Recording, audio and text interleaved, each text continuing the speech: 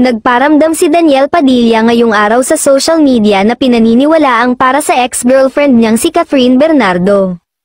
Feeling ng mga loyal Kathniel fans, ang latest post ni Daniel sa kanyang Instagram story ay ang pagbati niya sa 28th birthday ni Cathryn.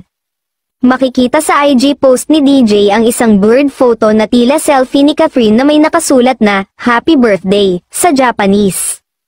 Ang sunflower emoji na nasa lower left ng kanyang IG story ang nagbigay ng sign na para kay Cathryn ang nasabing post. Kahit matagal-tagal ng hiwalay ay hindi pa rin nakalimot ang kapamilya actor na batiin ang dating kasintahan sa kaarawan nito.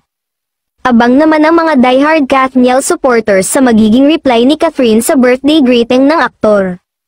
Kung matatandaan, ipinagdiinan ng aktor na kahit naghiwalay na sila ni Cathryn ay forever na itong nasa puso niya. Hinding-hindi ko makakalimutan si Cathryn, maraming salamat sa maraming taon na pinagsamahan.